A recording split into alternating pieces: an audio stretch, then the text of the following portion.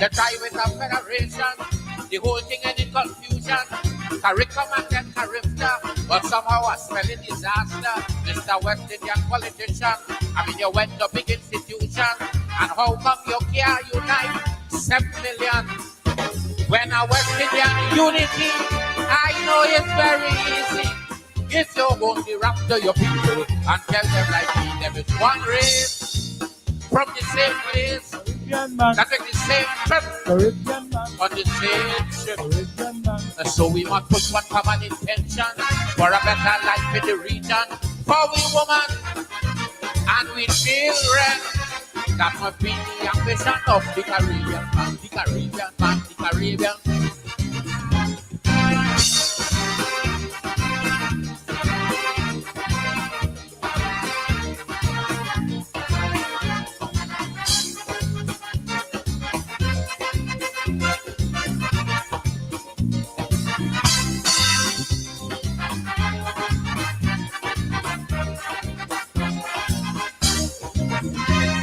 They say that the Federation was imported quite from England, and they're going and come and Caribbean with the true West Indian flavor. Since Caribbean started running, morning, noon, and night, all I hear is money speech, them prime ministers giving.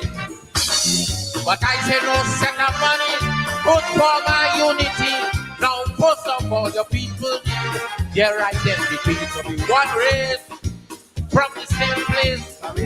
That make the same trip on the same ship. So we must push one common intention for a better life in the region, for we women and we children. That must be the ambition of the Caribbean, the Caribbean man, the Caribbean man.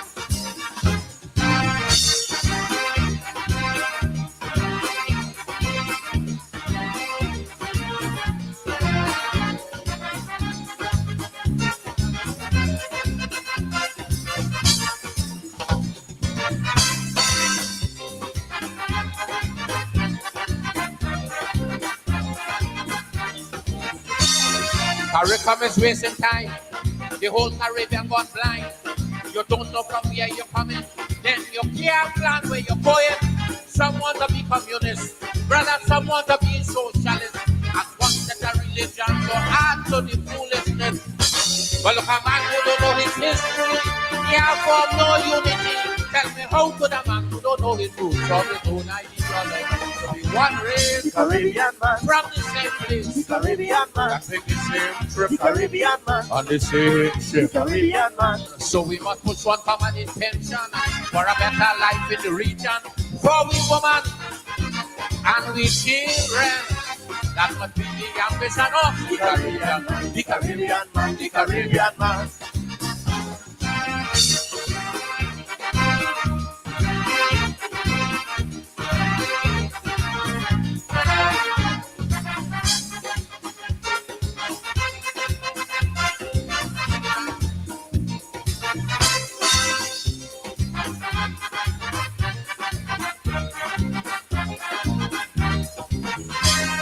The Federation done dead, going to bed, but the cult of the Rastafarian spreading through the Caribbean. Rastas now in Grenada, Rastas now in St. Lucia, but to run Caribbean, yes, you get in pressure. If the Rastafari movement spreading and Caribbean dying slow, then it's something them Rastas on that the politicians know. They take one race, the Caribbean man, from the same place, the Caribbean man, that make the same trip, the Caribbean man, on the same ship, the Caribbean man. So we must put one common intention for a better life in the region, for we women and we children. That must be the ambition of the Caribbean man, the Caribbean man. Thank you.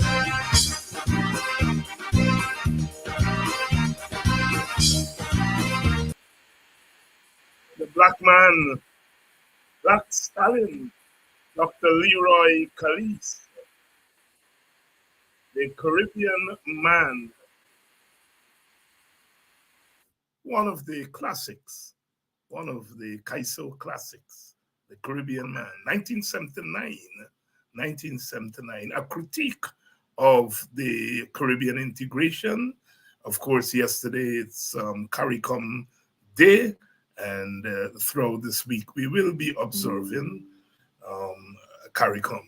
Leroy Calise there, the Black Stallion, critiquing the Caribbean integration movement and making a very important point. His thesis there is that it's not politics that's going to unite us. It is identity and culture. Very serious point. And people are writing doctorates on that now, you know, doctor thesis and all of that. And Stalin made that argument in 1979. In fact, Dr. Eric Williams took him on and said, you know, all we didn't come on the same ship. What about Indians? Indians come on another ship and so on, you know. And what about Chinese and Portuguese? And Stalin told him, all of them come on ship. On ship. And the artist as the license. Good evening to all of you. Good evening especially to the people of Region 9. I met a gentleman from Region 9 today. As I was going into a meeting, he was coming out and he told me that there are lots of viewers of Politics 101 in Region 9. And so I want to shout out the people of Region 9, Region 8, up there in the interior. Sometimes we don't realize that these are not the old days. Now, once you get internet, Wi-Fi, you can tune into these things. So I would like to say good evening, good night to all of you for joining us from Region 9 and Region 8. We are so grateful for that. Good evening to you in the rest of Guyana. Good evening to you if you join us from the diaspora, to our sisters and brothers in the Caribbean, especially in Grenada, Petit Martinique, and Carriacou, St. Vincent and the Grenadines, Barbados, and those were St. Lucia. Those were the countries that we know as of today that have been touched, and some would say more than touched, by Hurricane Beryl. Hurricane Beryl going through the Caribbean, and our sisters and brothers in Grenada, Petit Martinique, and Carriacou, St. Vincent and the Grenadines, especially they're the ones that have been hardest hit. Barbados got some touch up, and that's unusual because Barbados is so easterly that they're usually out of the hurricane path.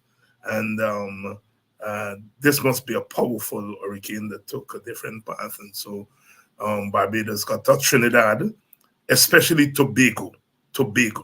And our prayers, our solidarity with the people of those countries.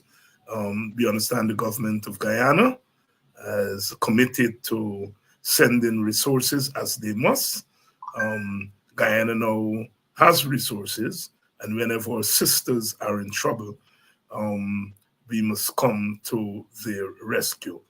The situation is so bad, I read just before we went on, that there's an appeal to the international community for resources. It must be a hell of a thing. Years ago, I think it was 1999, I was in Grenada. I can't remember the name of the hurricane that passed. And so I experienced what it is to lock down for hurricane. Thank God on that occasion, the hurricane veered past Grenada. And so I never got to experience hurricane, but I experienced what it is to lock down for hurricane. It's, oh my. So we continue, and lots of our people, all my friends, and all the Guyanese in Grenada, and Petit Martinique, Carriacou, Tobago, St. Vincent, and the Grenadines. Our prayers are with you as you go through this natural disaster.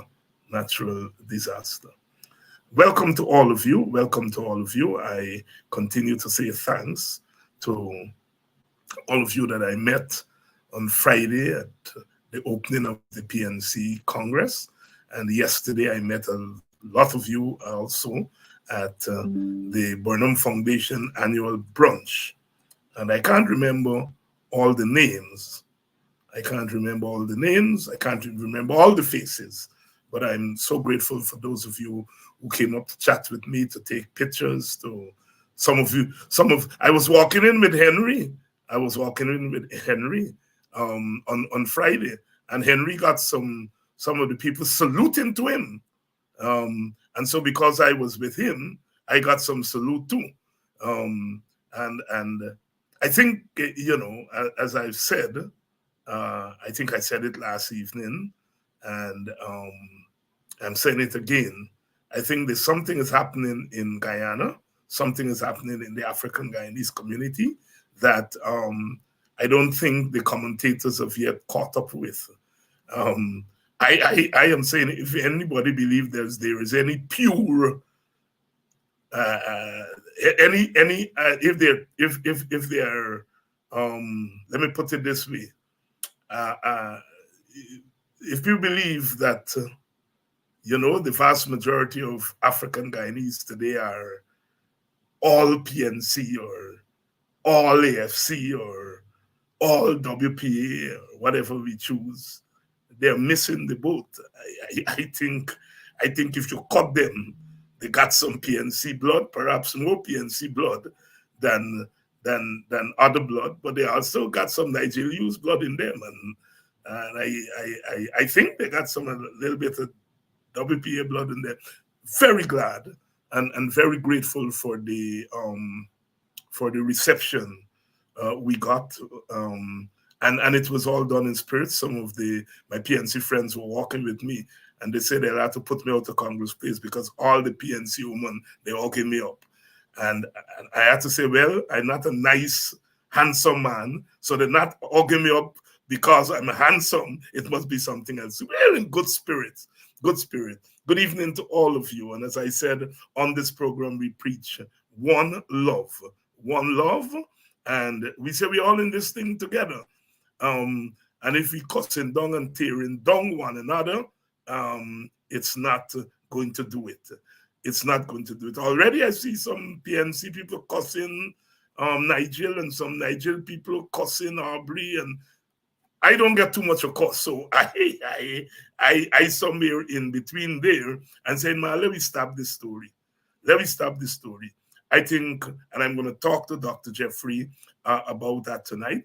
I think somebody like Nigel Hughes broadens the opposition base.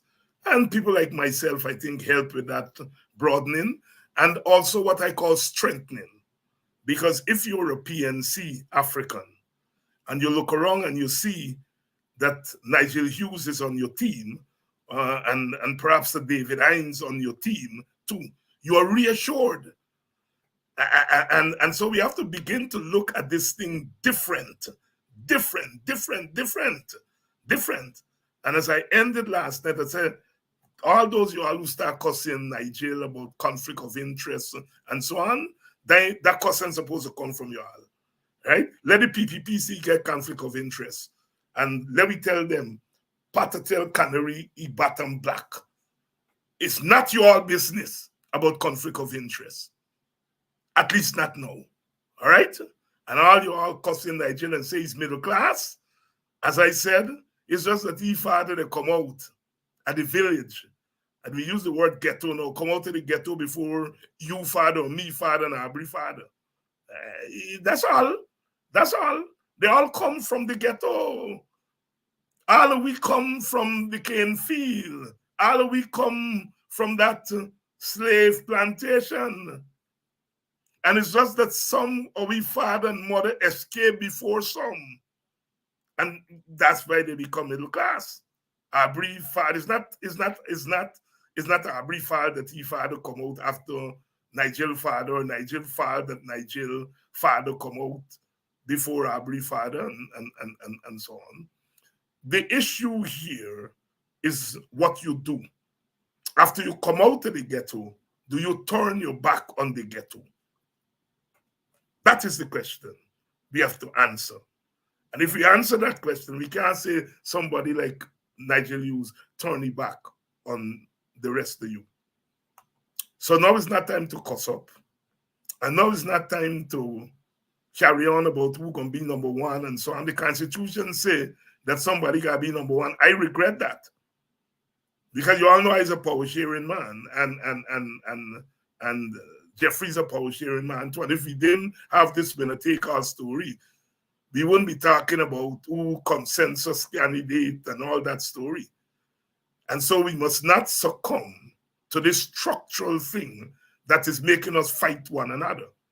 All would have happened if we had a proper constitution, proper thing where we're going to take all. Each party would have gone into the election on their own. And if the PNC got 46, and the AFC got 4, and the WPA get 5 or 3 or 2 or whoever get 1, we pull it at the end of the day and we got a coalition government. But because of the Constitution, we say we got to get number one presidential, we fighting about who should be number one. All right, I am ready to roll. Tonight, happy CARICOM Day, happy CARICOM Week to you all. And good evening, Raquel Gentle, June Griffith.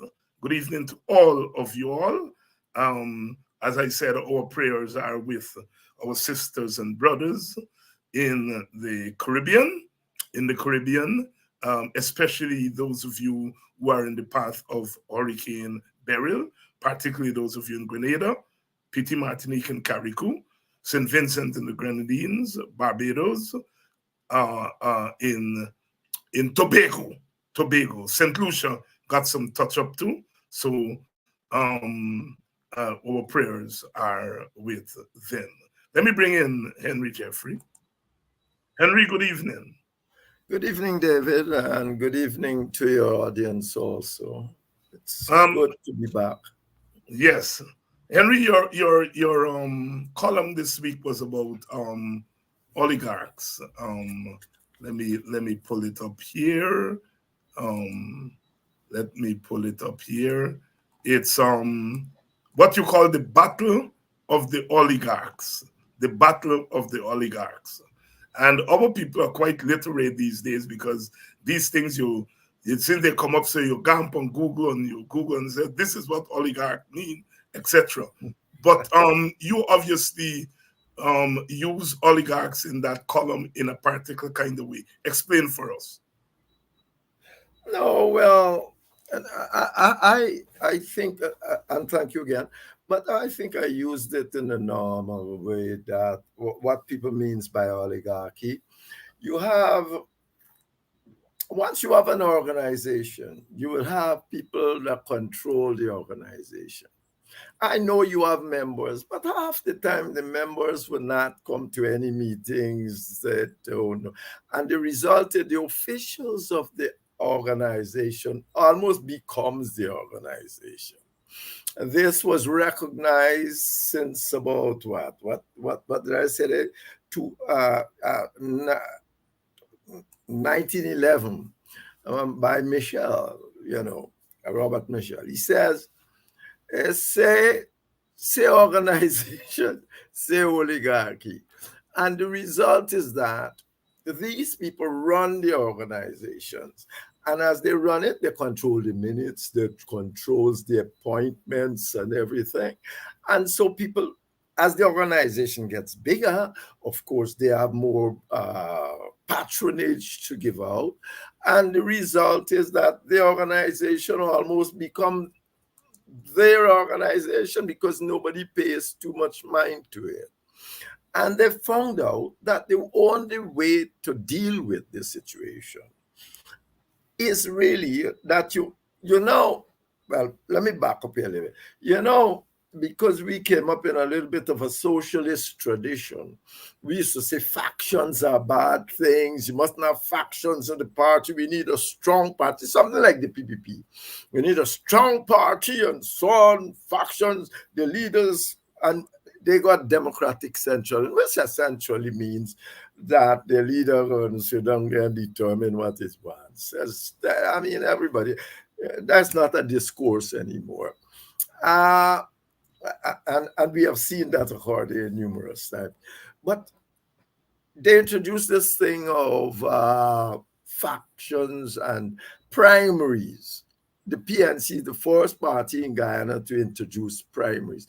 This, what they have done is not a primary, of course, because they have allowed it now so that the party has now says that that's our presidential candidate, regardless of what takes place. I mean, that's backing across from the whole notion of primaries, because the party should really be saying this is our preferred person, but we will have a runoff or whatsoever, and then David Hines can become if he joins the coalition and so on, can become presidential candidate, but that's our candidate.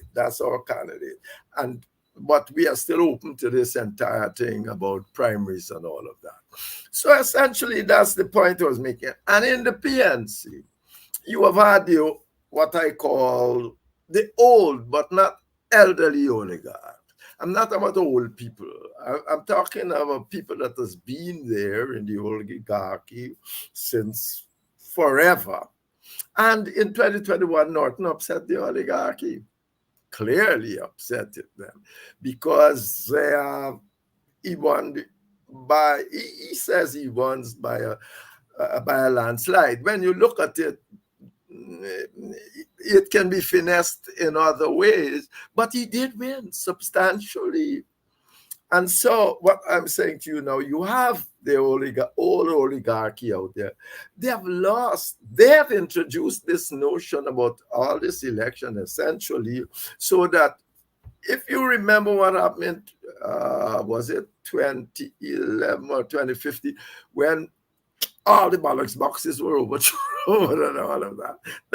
And then suddenly the man who we thought lost had won at last, and then all of that. Well, those are the teething. I call that a teething process of introducing these kinds of revolution and different things. So now we come to another stage, and it's still Norton won in 21. He has set up his own institutions, and it's that lot against this lot that has been fighting. And what I was trying to say, you have to be.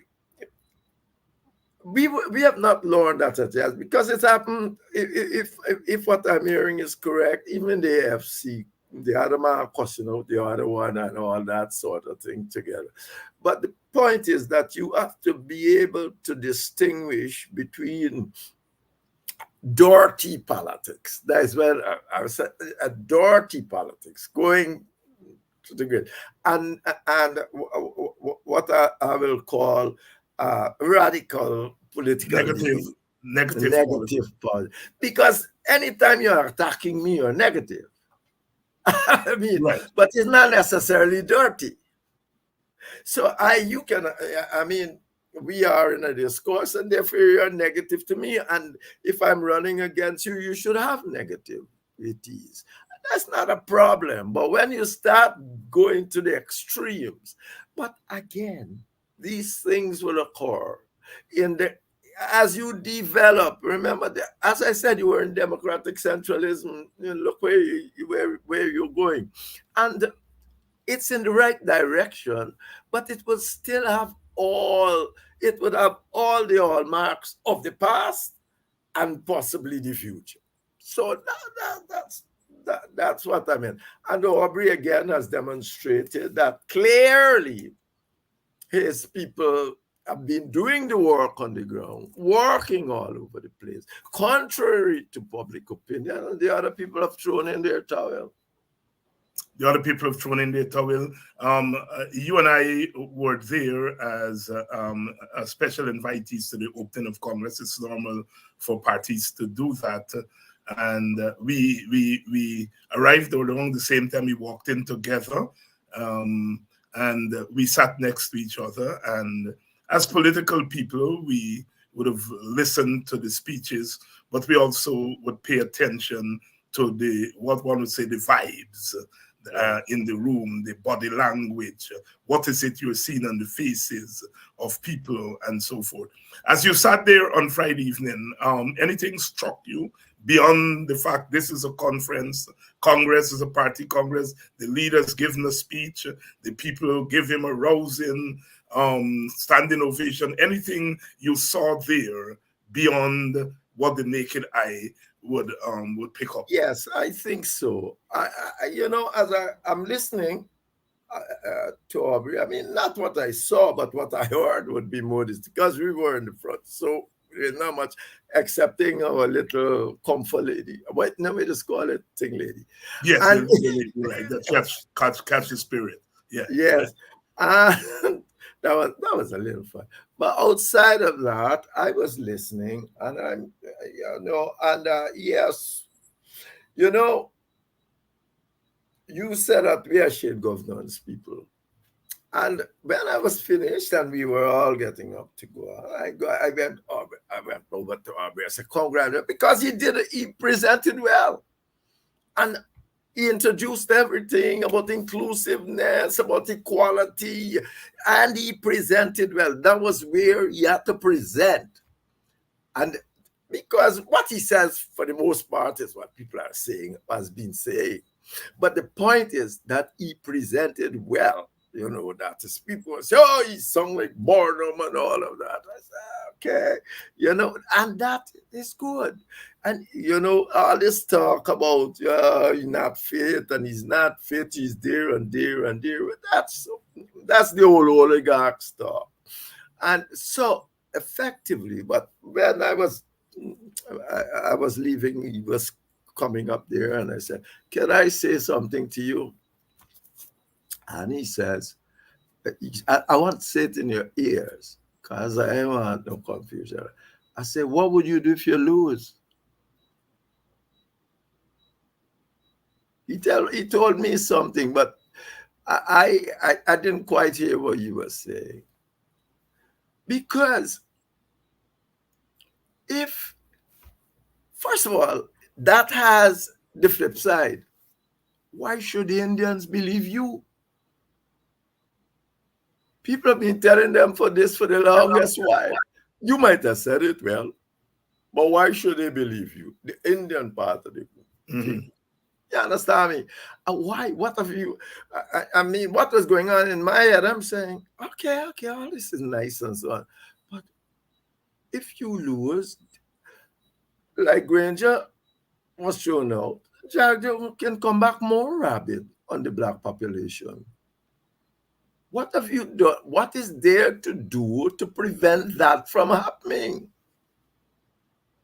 What? Nothing. So you go there and you talk and you lose because once you're not, hopefully you win, but even if you win, you still have the problem.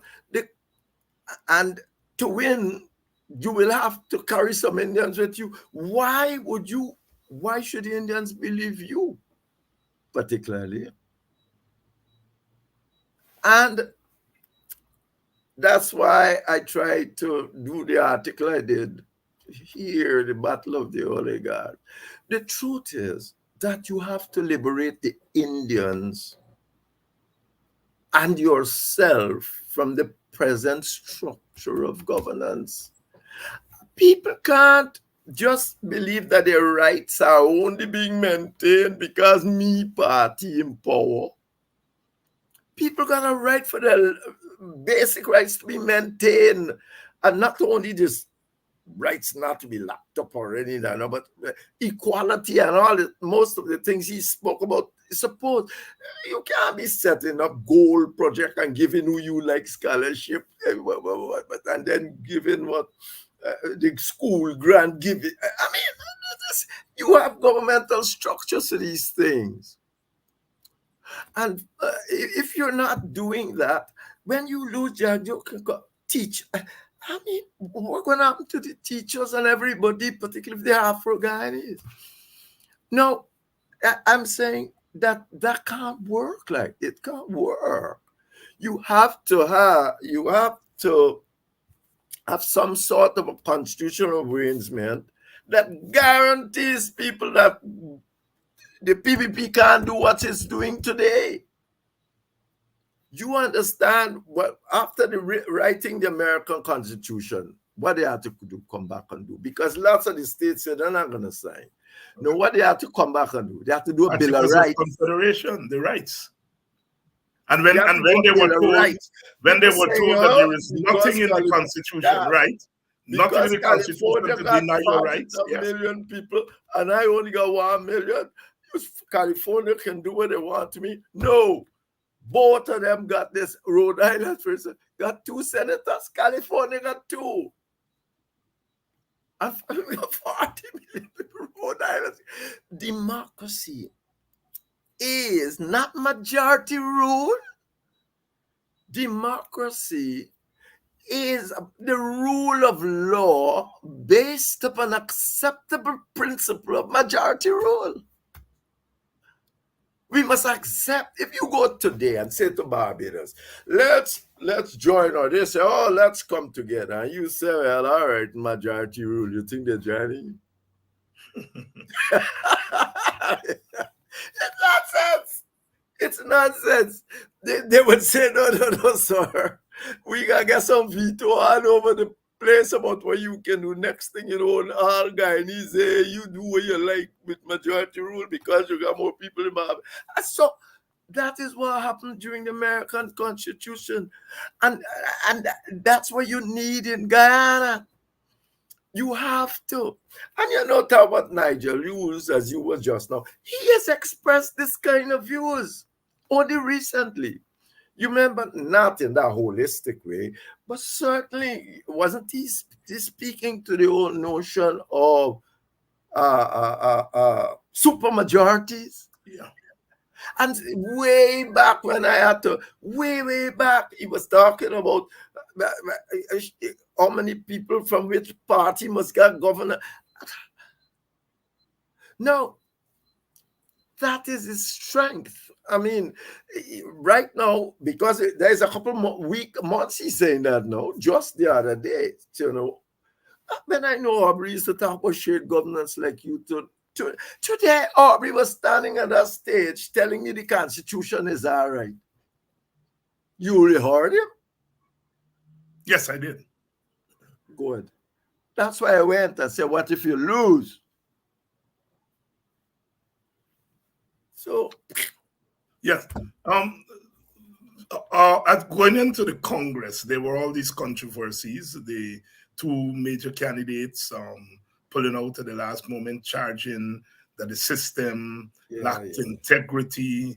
There were the public charges by a party member, female party member, of sexual impropriety. One party member or supporter went to the court to stop the Congress. But there they were on Friday, the Congress came off. And you didn't get the sense that this was a Congress that was under such duress, as I would put it. What happened there? I mean, if you were to walk off the road and you walk in there on Friday, you didn't know that all these things happened just a mere days before, weeks before.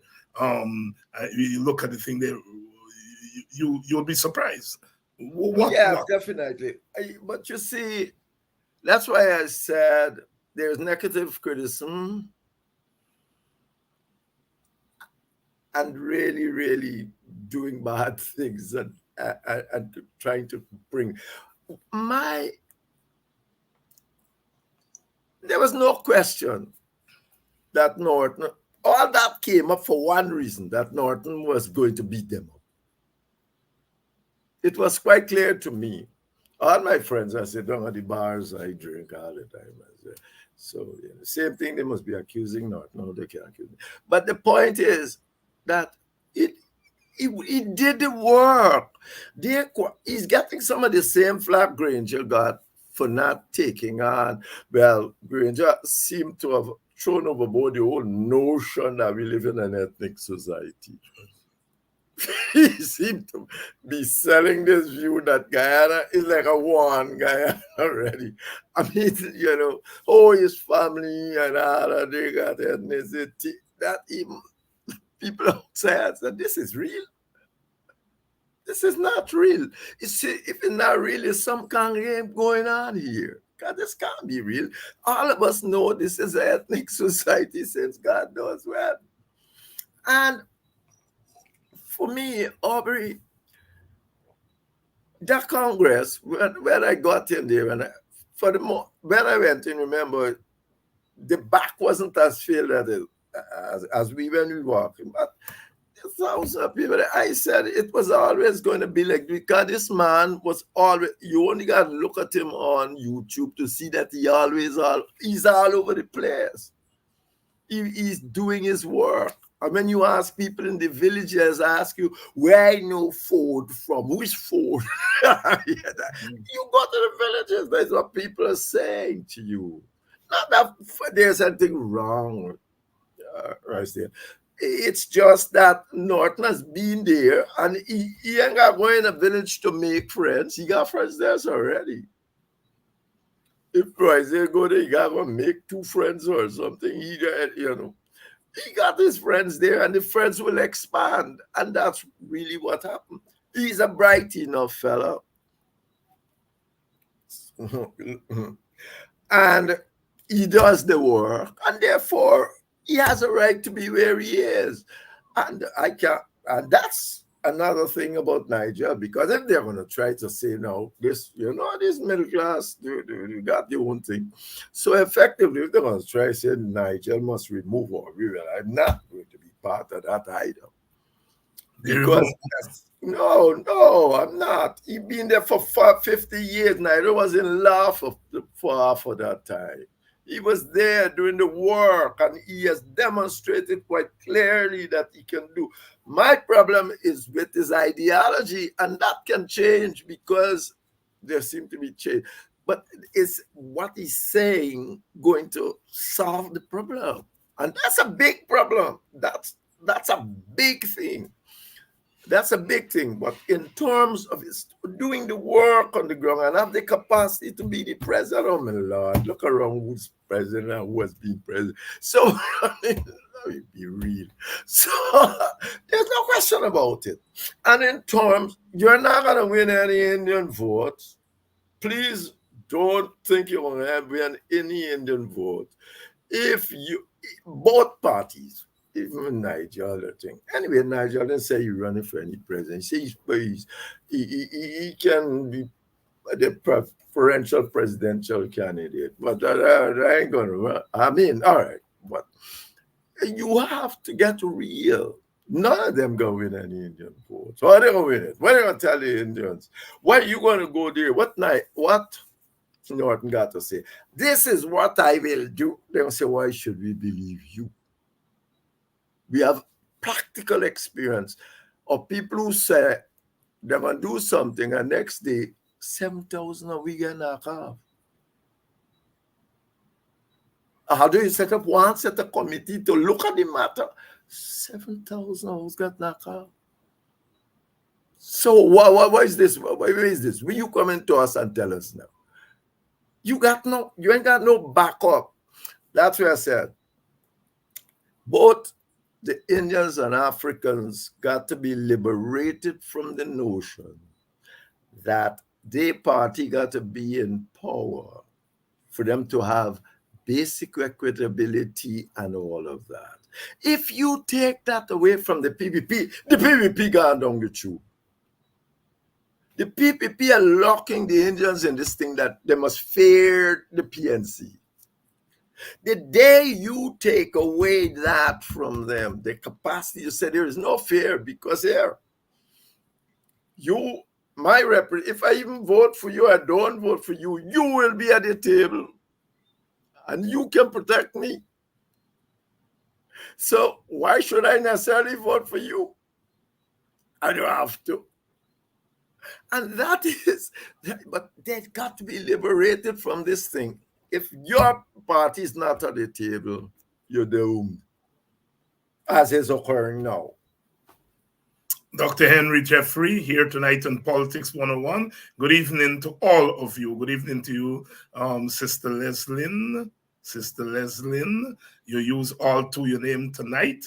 Good evening to all of you who are joining us from the Eastern Caribbean, where you are locked down as Hurricane Beryl is passing. Jeffrey, let me give you this statistic, and I'm sure you've seen it. We had the PPP Congress. They elected a 15-person central executive. Not one is African. The PNC top 5, leader, chairman, 2 vice chairman, and treasurer, all 5 black. We go over to who is that? The PNC. Yeah. We gone to the AFC now. All the chairman, vice chairman, general secretary, all black. Yeah. Jeffrey, I didn't mean to laugh, Jeffrey, but you know we're going. You know where we're going. I look at it. I say, essentially, I don't know if these people don't sit down and think about, if I was the AFC, I would not have thought at this stage that I get Redrock Cambridge if I got nobody else to put up there. I mean, and because you're electoral politics. Because who votes you? Ghana people vote rate. Don't forget it. So who votes you are coming for now? When Corbyn make his error, well, not Corbyn make the error in 2006, because you have to make the error with all the confusion with who should be leader. But put that aside, Corbyn had to come back. Corbyn was walking away for the 2006 election. He didn't want to be there. The truth is, after the thing gets very late, he come back in. No. When you see all of that, and always operating. So the AFC came up. That is when the AFC was born.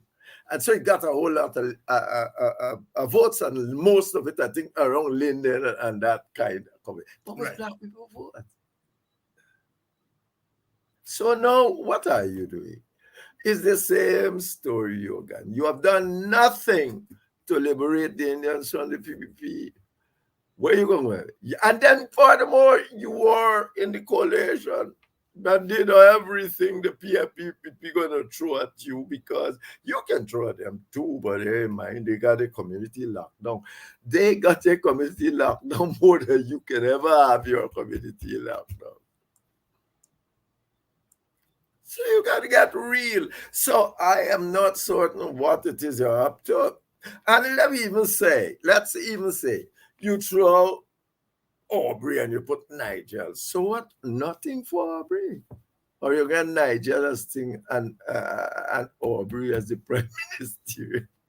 What are we doing? What do you think they're doing? But my job is not that. My job is to tell them to do what I do. I do the analysis. They can run how they want, and nobody can like me. But the point is, I really don't see it. And then there's a whole lot of other confusion or conflict of interest, and so you realize that I'm gonna tell a story because I think 10 years must be passed. Nobody can. When they can sue you or something. When Ralph Ramkaran was going up to be presidential candidate, Moses Nagamutu was one of the chief men say he can't go up because there's a conflict of interest with him being in commercial part. And Ralph said, but I can't give up commercial part. All my children, I get no particular pay for parliament. My children last school. Who will pay for these people? And so Ralph withdrew.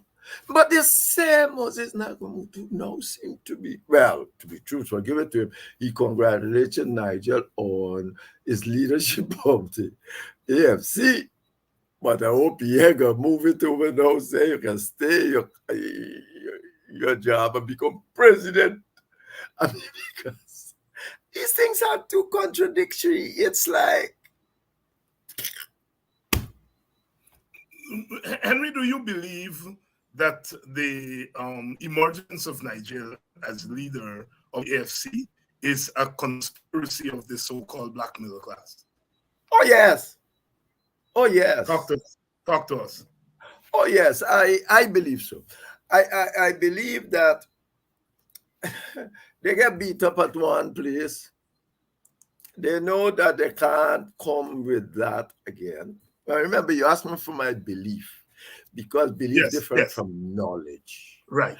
I'm telling you, given what I know about politics and how this all comes up, Nigel, first of all, says, I am coming here because I can be the consensus candidate. More or less, as we said. Remember in his introduction. But who wants a consensus candidate? Certainly now, Aubrey. It's the old oligarchies. They want somebody that they think they can throw and get Aubrey out. I mean, oh man, everybody saw that. Now you meet them. You go to the thing where they sit on and drink all of them. Everybody says, this is another confusion they're coming up with. Aubrey clearly has demonstrated, not just by the voting, but by the body language, the rhetoric from the, what you call the followers of the party, in a sense, endorsing the oligarchs there. Aubrey clearly came out of this thing with a bump, no? Or more than a bump. Of course. Of course, you were there, and it's not only being there. It's noting that, remember, they were really saying, really, like, incompetent. Mm-hmm. Well, there's nobody that incompetent can do what he did. They try, they list this, that. When I listen to what they are saying, I can go almost in any organization and say the same thing. This Saturday, what? You are signing checks and this, but you just go away overnight and go and stay a week abroad. You just got to sign some checks and left it if the work will continue. I mean, that's normal. You're not supposed to do it according to the law. But when you go on, if you are the signer of check, what if both business go far because you got it gallivanting around the world? So it normally happens. So when they start up with this thing, I say, they're not giving me no substance here. Right? What is the substance about this man that they don't particularly like? I mean, if they give me some substance, I'll say it. But I didn't have any.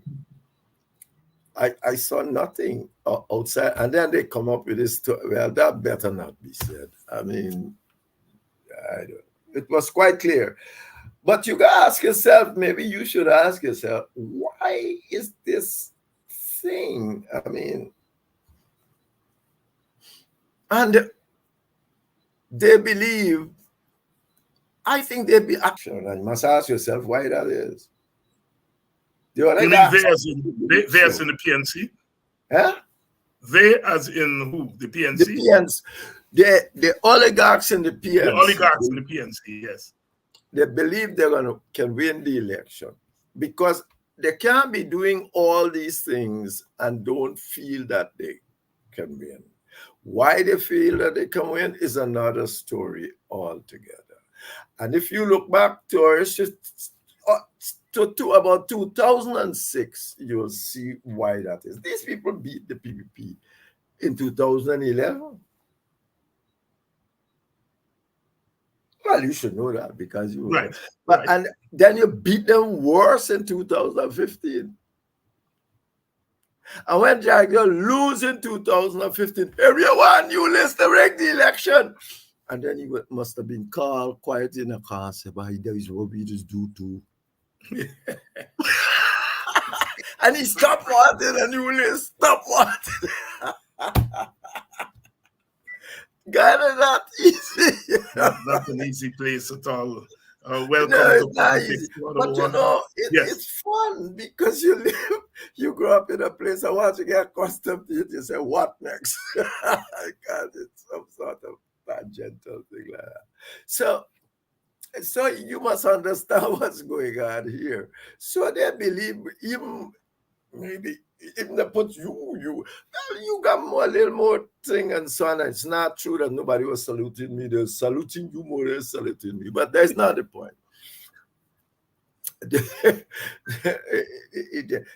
What? You can't come up next.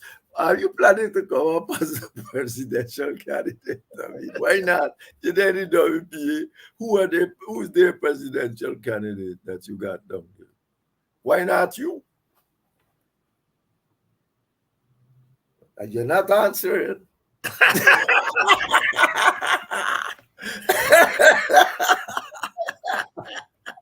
Dr. Henry Jeffrey trying to trap me leg before we get but he has no more reviews left. So he has no reviews left there. They're not out. He has no reviews left. But Henry, what's the role of, and we're assuming that they have to go into this thing as a coalition as much as the PNC. Have to do what? They will have to go into this thing as a coalition of parties on the opposition side. Yes, but the Constitution said that is another story. Right. And you mentioned it. All the things, the Constitution need radical reform. Nigel said it. Aubrey used to think it. The Constitution need radical reform. There's no question the Constitution is a dud. It's a dud. And therefore, unless you change the Constitution radically, you shouldn't go to any election, period. You are worried about, I promise you this, well, the Indians are going to believe you because they just come out for you, if you remember a couple of years ago. And then what all that entails. And then you left the black people in total cheating. If you lose, if you're going to competitive anything, you can lose. And that should not be how people run their lives and live their lives. You can lose government, but you must never be in a position that when you lose government, you can lose all. And that is what the Constitution needs to sort out. That's what needs to be sorted out in the Constitution. Good evening, Yonet Elias, and everywhere I go, you meet people, you put faces to names, and so forth. Good evening to all of you. Henry, the PPP has been able to consistently have turned out among its base, Indian Guyanese, at 85% upwards. The coalition, it does not seem, or the PNC-led coalition doesn't seem to be able to get their turnout above 77, 78%. And that comes to something at the end of the day. So it seems as though the hardcore base is there, but I mean, if 20% of your people aren't coming out to vote, you seriously have a problem there. Is it that there are elements of the constituency that the PNC is not touching instinctively, and that the whole concept of a coalition then becomes important, so that people like Nigel, people like myself, have to pick up that 20%, 25% that's not coming out? Do you see that way? Yeah, well, first of all, the way they've been winning elections in recent time, the PNC this is by stealth, in my view. playing like they're dead, and next day they wake up and beat you. Now, that stealth required that they be quietist, like they look like they're dead. Now, if you look like you're dead, you can't in the area all day telling your people and training them in all sort of things. And that's what happens to a lots of the time. That the people in the areas, the Barnumite called sort of political education went dormant until election, and because of the ethnic thing, everybody still turn out and vote. So effectively, if you are seeing that people ain't turn out at that level, that in my mind is a problem that you face. You need more political education at that level, because the thing's supposed to be open and all of that. So that is part of Nigel work that Aubrey's work that he has been doing. That is part of his work that he's been.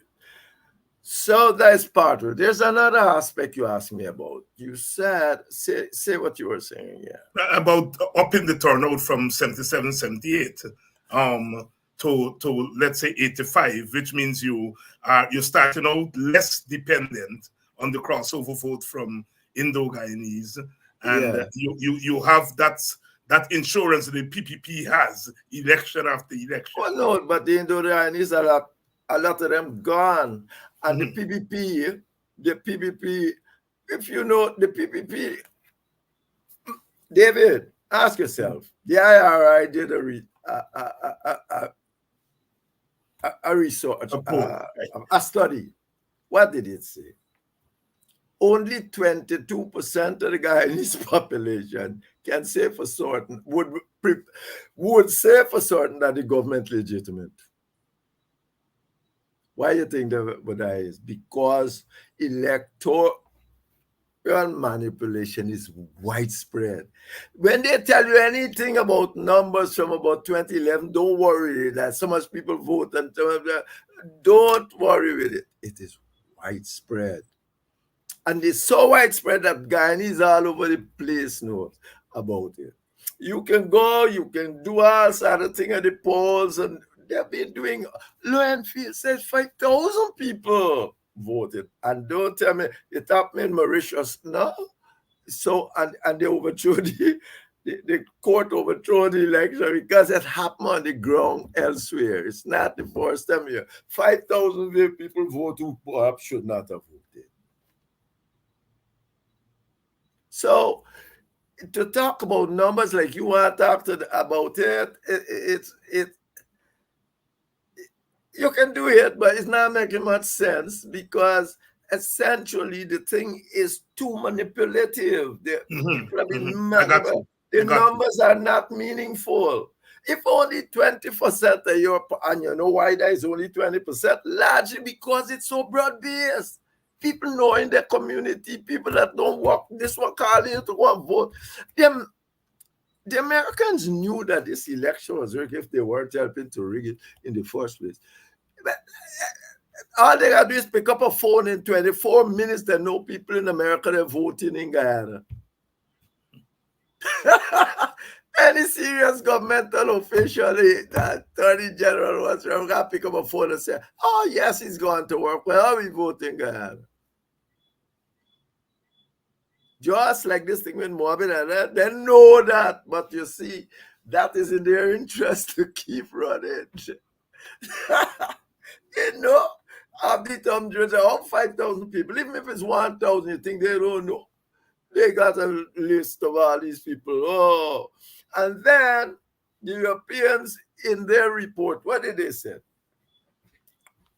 During the Apnew government, 2015 to 2020, the electoral list increased by what? 15%.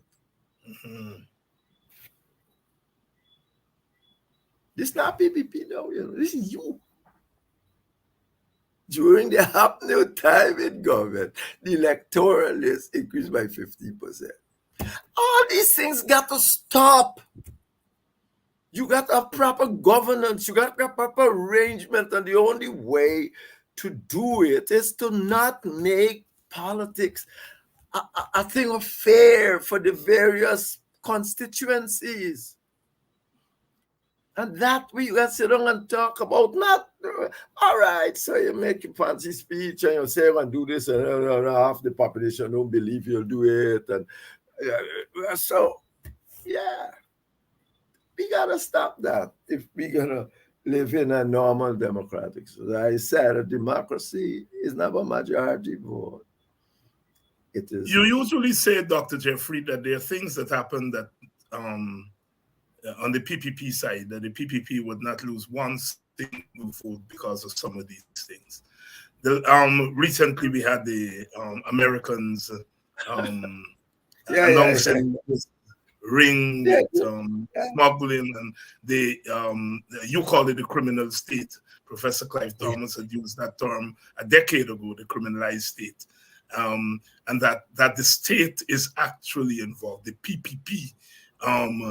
The permanent secretary is a PPP member involved. So it's not just people of a certain ethnicity that involved in robbing the government. It's that the government is actually part and parcel of the ring. Do you think that the PPP will lose a couple of votes because of that? None. None. Absolutely none. So I mean that. But Bart himself said it when the teachers strike. You remember? Yes. Remember when the teachers strike? What happened? Yeah, it says the teachers in some their usual constituent Ghana strike. He says, yeah, that's all right, but when time comes to vote, they vote for me. There is not a question of their strike. Can the strike don't mean that they can vote against me? And that is what counts. You have to have a united public opinion. And don't say they say it. It happened in your areas too. Same story. So effectively, you don't have a united public opinion. You got black opinion, Indian opinion. Therefore, you can't change nothing when the other side want to do what's wrong. And if you give them the present constitution and the government, they do whatever they like to do. Are you surprised that the teachers went back to work under the conditions that they went back? And what does that mean for collective? I should thought that teachers, anyway, they should, after the court says to them that put them in a process, and that process break down, they should go back to the court immediately. Immediately. I told everybody else. I said, immediately go back to the court and say, well, the process broke down. What now? You are the guardians of the Constitution. The Constitution says we must have collective bargaining, and there's a process to that. And therefore, let's go to the end of the process. When we get to the arbitration and we get nothing, well, we get nothing, but let us, your job is to take us there, the Constitution said. But anyway, I'm not in those things. So Dr. Henry Jeffrey here, weighing in on the teachers' strike that ended last week when the teachers went back to work. They signed an agreement with the government that some assurances were given that they would not mess with the teachers. But at the end of the day, as the teachers would say, we went back to work without a cent, that we got some leave, some time off, but that's all. We didn't have a cent. Any prospect of the government relenting, Henry? And It's not for the government to relent. You must stop talking about government like if they got relent. The government is there to correct the rules of the country. The country rules said that the government must have collective bargaining. It's for the teachers to go back. I think they said they're going back to the court and say, well, this is where we have. This thing has broken down. They should have done it before. This thing has broken down. Please suggest this thing called separation of power. You are there to defend the Constitution that we have written. So please do do your job. It's at you. This strike done. The minute you seize that is strike done. It's for you now. I got on this strike if something really, really went wrong in the terms of you doing what you should.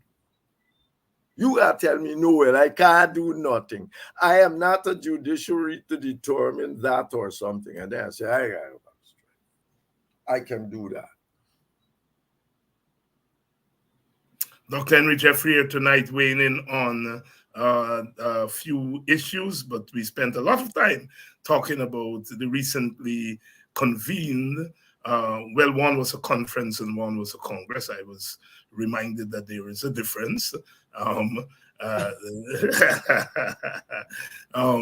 The PNC had their 22nd biannual Congress and the AFC had their 8th annual conference, and they both elected leaders. The AFC has a new leader in Henry Jeffrey. A new leader in Nigel Hughes. And Henry Jeffrey was giving us some analysis on what that means. Henry, as we go out, you made an observation that I thought about but didn't think it was such a big deal. But as you mentioned in here tonight, I've been in the last 15 or 20 minutes turning over in my head. Why Comrade Ramjatan is not part of the top leadership of the party? I mean, my God, Raphael has come back as General Secretary. Why? Talk to us. Is it a takeover of the black middle class? What is it? No, you see, I mean, lots of things to do with these things. Is what you encourage people to do, no? No, Ramjatan was there. I think that Ramjatan was a necessary part. When Moses left, Moses was there and he had his time and he went. But son, I thought that Ramjatan would be a good backup for the future. But that's what I'm saying. These people are not going for no crossover votes or not. They got something in. They're not going. I know that they got people who they want in that position. If you go to the press and you look what's going on, you'll see they got people. The old oligarchs, they got the people who they would like to have in those positions. So I mean, so far they're concerned, they can come up, Nigel Hughes, Knuckle Torbury, because then it'll be difficult for you to go now in our ethnic situation. You got to represent and put Nigel as just an Aubrey prime ministerial candidate. So he must got knock you out altogether and bringing in them. I don't know what to think of this thing. And I don't know anybody's thinking of this thing excepting me. Mm-hmm. You know, understand? Let me get this quite clear. This is because I can't see any reason Cameron was there. He was being vibrant in his own Cameradian way. But I mean, so I need you out and it's only black people left. Yeah. It makes no sense. Yeah. Dr. Henry Jeffrey here tonight lending his wisdom and his analysis to our program. Henry, as usual, thank you very much for coming on. David. I know by the time I see you, we will have some more burning issues to deal with. It's our Guyana, And Yes, of course. of course, it's never a dull day in politics here. Thank you very much, my brother. Thank you too. And to you, the audience, as usual, thank you all very much for staying with us out in your numbers, as usual, and keeping the fire burning, ensuring that we continue to do what we do. I ended last night by saying, look, we're all in this thing together. Let's stop this tearing down, fighting up, fighting down, and so on. The people in the PNC have spoken. They say Aubrey is the man that they want. The AFC has spoken, and they say that Nigel Hughes is the man that they want. Some of you all here saying the WPA should speak, and they should say who is their man to be their president or woman to be their presidential candidate. I have always believed that each party has a right to decide who its leader will be and who its presidential candidate would be. If at all the parties decide that they are going to go in it together, they have to be very pragmatic in their arrangements. They have to be very pragmatic. In coalition building, there must be give and take. But you can't, in all seriousness, ask the so-called big party to give up the top prize without promising something equal to the top prize. I don't know how you're going to do that, but I'm saying it makes sense to me that the big party is saying that I'm not giving up the big prize. If I given up the big prize, you got to give me something equal or more than the big prize. Even as I say that, the smaller parties also bring something. And they have to be very careful that they don't demand more than they deserve in terms of numbers. But do we know the numbers? I think it would make sense for the opposition to have their own internal polling and to have the relative strength of the parties to begin with. And we have a sense of where and the thing. Because in coalition building, it is not only votes that are important, although that is the most important component. You also are talking about financial resources. You're talking about intellectual resources. You are talking about people operating in niches that they are good at. So there is a lot more than the votes you bring in coalition building, but the votes are important. The potential and real votes are important. And so therefore, this whole business of saying to the PNC that they should not have the top spot. I would have liked if you didn't have to put up a top spot person.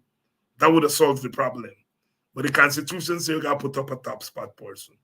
And it's hard to go to the party that is most established and the party that at the last election, when it went on its own, had more votes than the rest of us, to say that you should not have the top spot. If I were in that party, I would say, well, if you want to take the top spot from me, you have to give me something more than the top spot. Is there such a thing as more than the top spot? And so therefore, for me, if I were to advise us on the opposition side, I will play down that issue of the top spot. It's a real, we have to have somebody as the presidential candidate.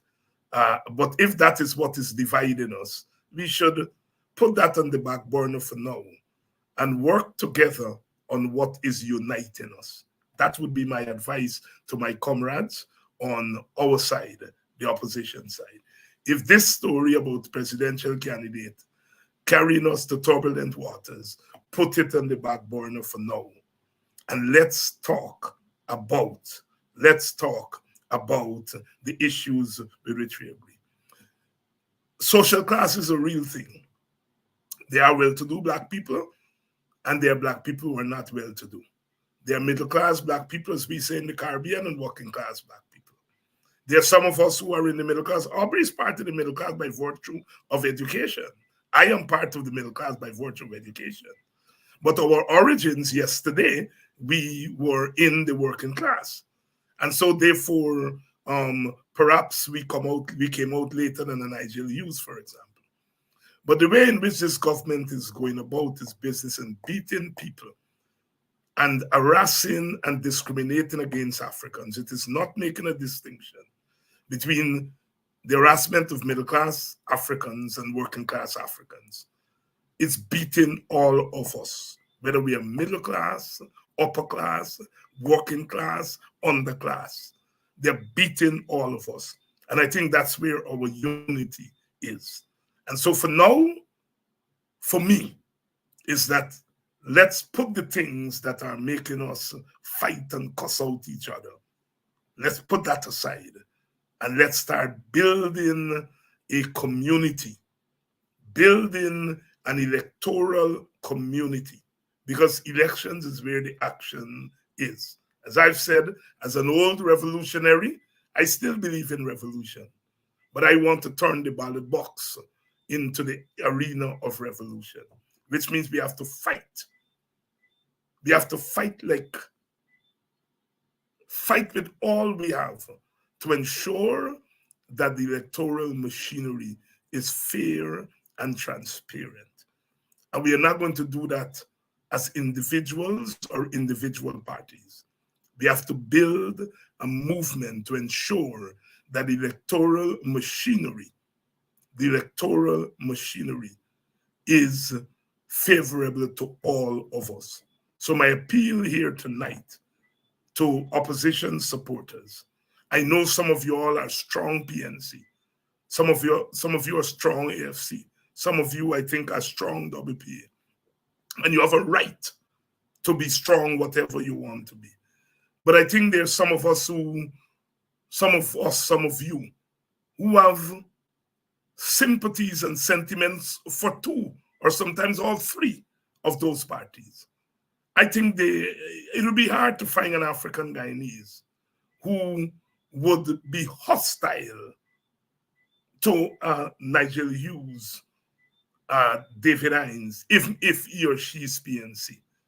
I think more and more we are socializing the base to think in collective terms, because only the collective will set us free.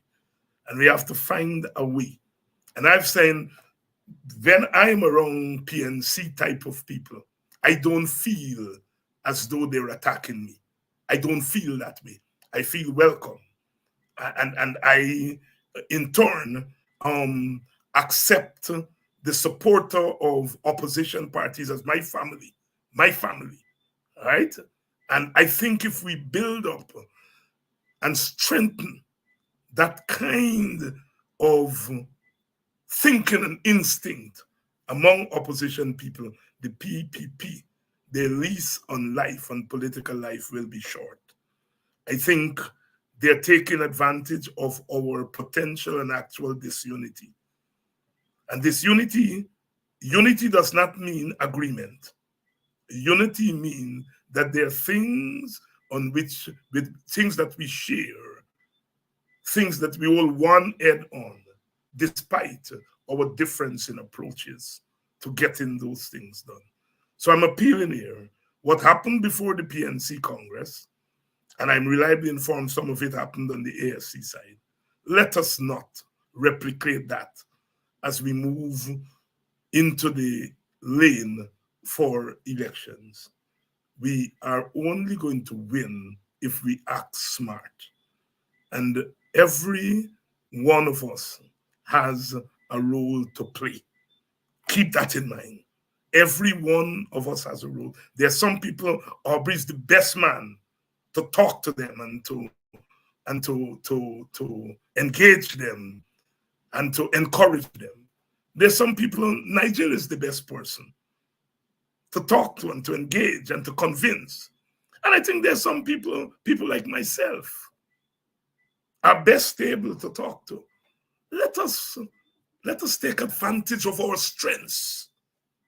Let us take advantage of our strengths. And the disagreements over time, we'll work it out. An old man met me when I was in Hope Town. He said, I was around in the days of Burnham and Sidney King. And my greatest regret in life was when Burnham and Sidney King split apart in 1971. He said, African people have not recovered from that yet.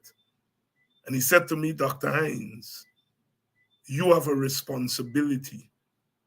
You have a responsibility on the Sidney King side to try to correct the damage that was brought about when those two men split in 1971. So the people on the PNC side who have a responsibility. But I'm telling you, Dr. Hines, you have the responsibility on the Sidney King side of things to help and to ensure that it doesn't happen again. We are stronger when we are together. We make more sense when we are together, and we can do that. We can do that even as we compete with each other. We can do that even if we are competing with each other. Competition does not necessarily mean that we have to lick down and broke up and broke down each other. A lady today, as I was going into the bank to do some little business, she stopped me and she said, Mr. Hines, why are you trying to broke up Burnham Party? I said, well, you know, I don't belong to Burnham Party. She said, I don't want to hear that. I don't want to hear that. Your leader, when they were singing that battle song, I looked at you in the front seat. And they were singing the PNC song, and I was looking at your face because I know that it's you, leader Sidney King, who write the song that they're singing there. And she said, the people who were singing the song, the chairperson probably didn't even know that. Didn't even have the presence of mind to say that this song was written by Comrade Sidney King. And we have Dr. Hines here with us tonight. An old lady, she must be like in her 60s, 70s. She said that. And so she told me, don't tell me you are not in Burnham Party. She said, we are all in this thing together. And I want you to answer me, why they want to break up Burnham Party. And I said, here is my number. I can't give you an answer today because I have to think it through. But here is my number. Hit me up on WhatsApp. It's the easiest way to get me. And you and I can engage this subject. And as she was walking away, she said, you know, I was a school teacher. I was a school teacher. And so therefore, don't believe that my question is not coming from an informed place. And so I want to leave us with that story to say that our people are raising complex questions for us. And we, the leaders, have to accept when we are slow in reading our people,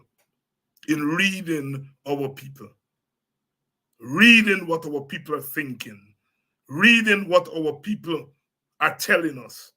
Because sometimes I think we get the wrong message. I think Sister Leslie here said tonight that even if Aubrey has won with a landslide and more than a landslide, I mean 98% is more than landslide. It's not a slide. There is a big jump. That even if Aubrey has won with that, that does not mean that there are not issues that his own supporters still have outstanding. And I share that view. Because I think our people responded to a man that they think was under siege. And poor people don't like advantage taking. They don't like advantage taking. Think about the many times people taking advantage from you in the village and somebody pass. They're not going to know you and they come and they represent you. I think a lot of the response to Aubrey is that they felt he was being beaten up because he's of a certain hue, a certain type, he does drink at a certain place, and all of that. And they stood up for him. But Aubrey has to understand that does not mean that support is uncritical and unconditional. And so, as we move forward, let us understand this thing is bigger than us. It's bigger than us. And I want to call on you, the supporters, to continue to doing what you do well, and that is to give us strength and to give us the sustenance and to pray for us always that we walk the right path. We walk some crooked path leading up to the Congress. Nobody, I am blaming nobody. All are involved or are consumed. Or as my elder, Guyana, would say, there's no guilty race. And so in this instance, there's no guilty party. You can interpret that how you want to interpret it.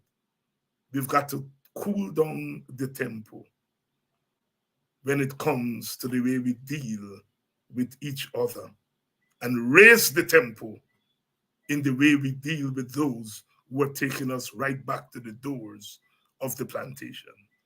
Stay strong, stay up, and remember always, the harder they come, is the harder they must fall. The harder they come, the harder they must fall. Happy CARICOM week.